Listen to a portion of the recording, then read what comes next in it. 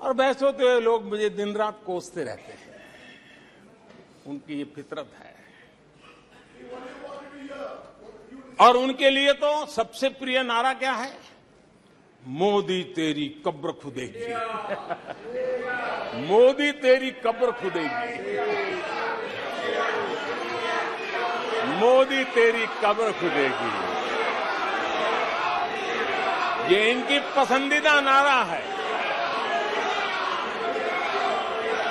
लेकिन मेरे लिए इनकी ये गालियां, ये अपशब्द, ये अलोकतांत्रिक भाषा, मैं उसका भी टॉनिक बना देता हूं।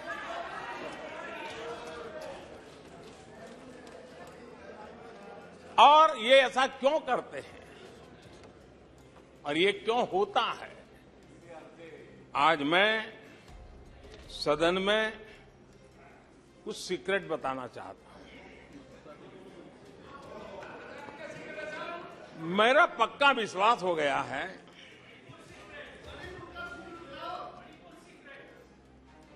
कि विपक्ष के लोगों को एक सीक्रेट वरदान मिला हुआ है। हाँ,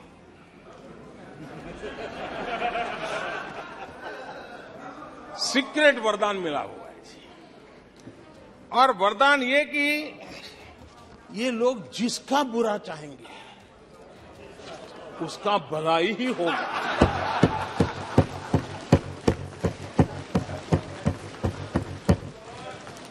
एक उदाहरण तो आप देखिए, मौजूद है। 20 साल हो गए, क्या कुछ नहीं हुआ, क्या कुछ नहीं किया गया, लेकिन भलाई होता गया। तो आपको बड़ा सीक्रेट वरदान है जी। और मैं 3 उदाहरण से ये सीक्रेट वरदान को सिद्ध कर सकता हूं।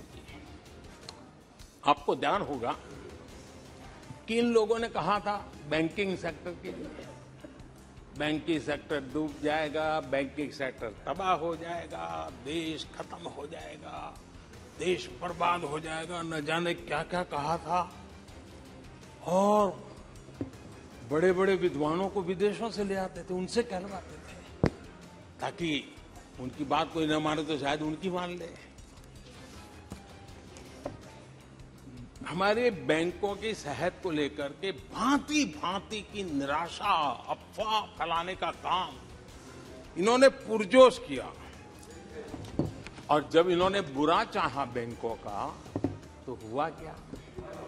हमारी public sector banks net profit 2 गुने से ज्यादा हो गया।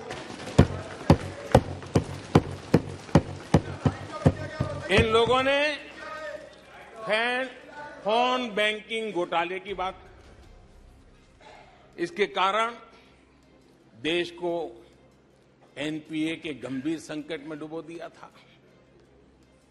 बीते दिनों की बात हो रही है, लेकिन आज जो उन्होंने एनपीए का अंबर लगा के गए थे, उसको भी पार कर करके हम एक नई ताकत के साथ निकल चुके हैं। और आज सुबह निर्मला जी ने विस्तार से बताया है कि कितना प्रॉफिट हुआ है। दूसरा उदाहरण, हमारे डिफेंस के हेलीकॉप्टर बनाने वाली सरकारी कंपनी एचएएल, ये एचएएल को लेकर के कितनी भली बुरी बातें इन्होंने करी थी। क्या कुछ नहीं कहा गया था एचएएल के लिए, और इसका दुनिया पे बहुत नुकसान करने वाली भाषा का प्रयोग किया गया था। और एचएएल तबाह हो गया है, एचएएल खत्म हो गया है, भारत की डिफेंस इंडस्ट्री खत्म हो चुकी है। ऐसा न जाने क्या क्या कहा गया था एचएएल के लिए। इतना ही नहीं, जैसे आजकल खेतों में जाकर के वीडियो शूट होता है, मालूम है ना? खेतों में जाकर के वीडियो शूट होता है ऐसा लगा कर। हाँ। वैसा ही उस समय HAL फैक्ट्री के दरवाजे पर मजदूरों की सभा करके वीडियो शूट करवाया गया था और वहां के कामगारों को भड़काया गया था। अब तुम्हारा कोई भविष्य नहीं है, तुम्हारे बच्चे मरेंगे, भूखे मरेंगे, HAL डूब रहा है। देश की इतनी महत्वपूर्ण इंस्टीट्यूट को इतना बुरा चाहा, इतना बुरा चाहा, इतना बुरा कहा कि वो सीक्रेट आज HAL सफलता की नई बुलंदियों को छू रहा है। HAL ने अपना highest ever highest revenue register किया है। इनके जी भर करके गंभीर आरोप के बावजूद भी वहां के कामदारों को, वहां के कर्मचारियों को उकसाने की भरपूर कोशिश के बावजूद भी आज HAL देश की आन बान शान बन के उठ रहा है। आदरणीय अध्यक्ष जी, जिसका बुरा चाहते हैं वो कैसे आगे बढ़ता है, मैं तीसरा उदाहरण देता हूं। आप जानते हैं LIC के लिए क्या क्या कहा गया था? LIC बर्बाद हो गई, गरीबों के पैसे डूब रहे हैं, गरीब कहां जाएगा, बेचारे ने बड़ी मेहनत से LIC में पैसा डाला है। क्या कहें, जितनी उनकी कल्पना शक्ति थी, जितने उनके दरबारियों ने कागज पकड़ा दिए थे, सारे बोल लेते थे, वो सारे बोल लेते थे। लेकिन आज LIC लगातार मजबूत हो रही है। शेयर मार्केट में रुचि रखने वाले को भी ये गुरु मंत्र है कि जो सरकारी कंपनियों को ये लोग गाली देना, आप उसमें दांव लगा दीजिए था, आप अच्छा ही होने वाला है।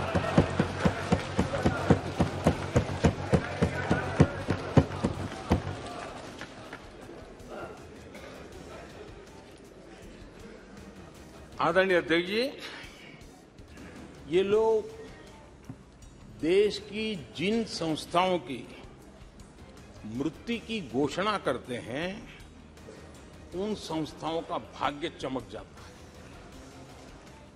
और मुझे विश्वास है कि ये जैसे देश को कोसते हैं, लोकतंत्र को कोसते हैं, मेरा पक्का विश्वास है देश भी मजबूत होने वाला है, लोकतंत्र भी मजबूत होने वाला है और हम तो होने ही वाले हैं। आदरणीय अध्यक्ष जी, ये वो लोग हैं जिन्हें देश के सामर्थ्य पर विश्वास नहीं। इन लोगों को देश के परिश्रम पर विश्वास नहीं है, देश के पराक्रम पर विश्वास नहीं है। कुछ दिन पहले मैंने कहा था कि हमारी सरकार के अगले टर्म में, तीसरे टर्म में, भारत दुनिया की तीसरी टॉप अर्थव्यवस्था बनेगा।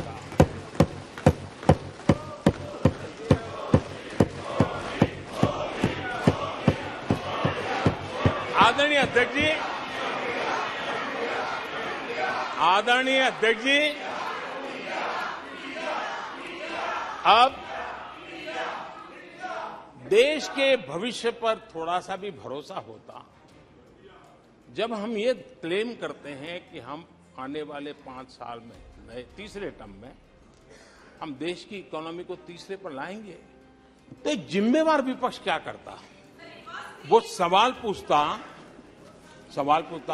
अच्छा भाई बताओ, निर्मला जी बताओ कैसे करने वाले हो, अच्छा मोदी जी बताओ कैसे करने वाले हो, आपका रोड मैप बताओ। ऐसा करते। अब ये भी मुझे सिखाना पड़ रहा है। लेकिन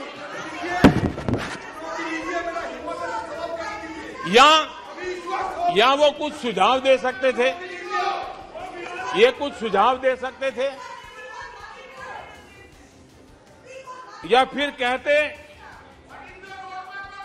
हम चुनाव में जनता के बीच जाकर के बताएंगे कि ये तीसरे की बात करते हैं, हम तो एक नंबर पे लेके आएंगे और ऐसे ऐसे लेके कुछ तो करते यार। लेकिन हमारे विपक्ष की त्रासदी ये है, और उनके राजनीतिक विमर्श पर गौर कीजिए। कांग्रेस के लोग क्या कह रहे हैं, अब देखिए कितना कल्पना दारिद्र्य है। इतने सालों तक सत्ता में रहने के बाद भी क्या अनुभवताहीन बातें सुनने को मिल रही है जी। क्या कहते हैं ये कहते हैं इस लक्ष्य तक पहुंचने कुछ करने की जरूरत नहीं, ऐसे ही होने वाला है तीसरे नंबर पे। बताओ, मुझे लगता है कि इसी सोच के कारण वो सोते रहे इतने सालों तक, तो अपने आप होने वाला है। वो कहते हैं बिना कुछ किए तीसरे पहुंच जाएंगे, और कांग्रेस की माने अगर सब कुछ अपने आप ही हो जाने वाला है, इसका मतलब है कांग्रेस के पास न नीति है, न नीयत है, न विजन है, न वैश्विक अर्थव्यवस्था की समझ है, और न ही भारत के अर्थ जगत के ताकत का पता है।